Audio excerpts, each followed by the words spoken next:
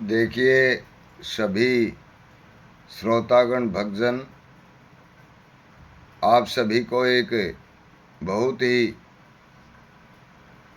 शुभ आशीर्वाद एवं शुभकामना सहित सभी पितृगणों की श्रद्धा सहित शुभ आशीर्वाद। देखिए, पितृपक्ष चला हुआ है और पितृपक्ष आश्विनी कृष्ण पक्ष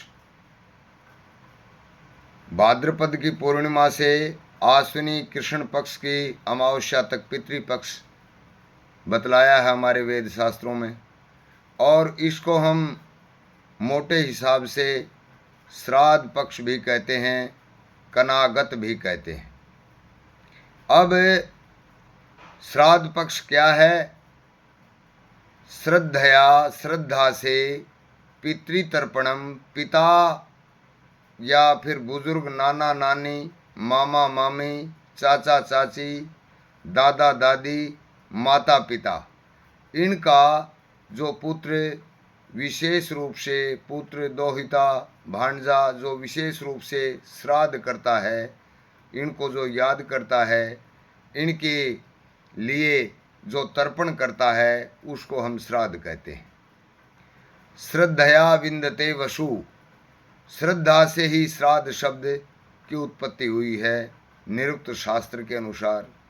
तो ये 15 दिन का पखवाड़ा है, और इस पखवाड़े के अंदर, इन 15 दिन के अंदर जो भी भारतवर्ष का वासी हमारे वेद शास्त्रों के सम्मत अपने माता पिता या बुजुर्गों का जो दिवंगत हैं, जो इस संसार में वर्तमान समय में नहीं हैं, उनके लिए तर्पण करना, उनको याद करना, उनके प्रति श्रद्धा व्यक्त करना ही श्राद्ध कहलाता है।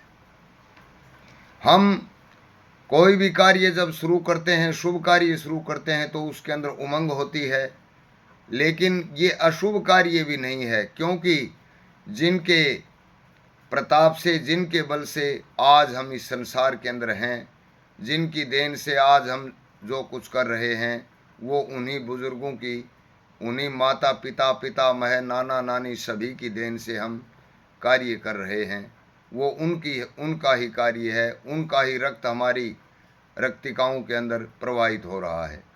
सभी श्रोतागण श्रद्धा से तिथि के अनुसार जिस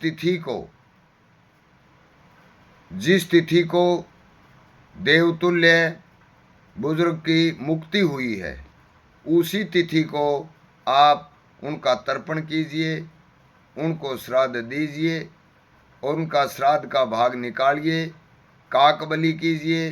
अब कव्वे तो नहीं है, वर्तमान में बहुत कम हैं, लेकिन उनका गौग्रास कीजिए, गाय को खाना दीजिए, गाय को भोजन दीजिए, और श्रद्धा से अपने हाथ से यथा योग्य दान कीजिए। दान करने का तात्पर्य ये नहीं है कि आप अपना सब कुछ ही दान कर दें। अपनी श्रद्धा के अनुसार, अपने विश्वास के अनुसार, माता पिता की श्रद्धा के अनुसार आप दान कीजिए। और भगवान विष्णु की एकांत में बैठ करके, मंदिर में नहीं, एकांत में बैठ करके ओम विष्णुवे नमः, विष्णुवे नमः, विष्णुवे नमः, इस प्रकार से आराधना कीजिए। और अपने घर के अंदर जो बुजुर्ग हैं, जिनका आप श्राद्ध कर रहे हैं, उनके प्रति श्रद्धा व्यक्त करेंगे तो आपको सब कुछ प्राप्त होगा, क्योंकि उनके प्रताप से ही सब कुछ हैं, उनके प्रताप से ही होते चले जाएंगे। अब यहाँ पर विकल्प का विषय भी है। एक व्यक्ति कितने कितने व्यक्तियों का श्राद्ध कर सकता है? देखिए, समय है, समय का नाम काल है, और हमारे निर्णय संधु के अंदर ज्योतिष शास्त्र के अनुसार, वेद शास्त्र के अनुसार ऐसा बतलाया है कि कन्या के अर्क से, यानी कन्या राशि के सूर्य से वृश्चिक राशि के सूर्य तक यमराज का भवन खाली हो जाता है। सभी पितृगण जो दिवंगत आत्माएं हैं, जिनकी मुक्ति नहीं हुई है, वो आत्माएं अपने द्वार के ऊपर आकर के और अपने पुत्र, पौत्र और सगे संबंधियों से कुछ ले करके जाती हैं, इसलिए ये तर्पण अवश्य कीजिए। आप जितना माता पिता और जितने अपने बुजुर्गों के प्रति जितनी श्रद्धा रखेंगे, भगवान आपको उतना ही ज़्यादा यश देगा, इसमें कोई संदेह नहीं है। वेद के अंदर लिखी हुई बातें सत्य हैं। वेद सब सत्य विद्याओं की पुस्तक है।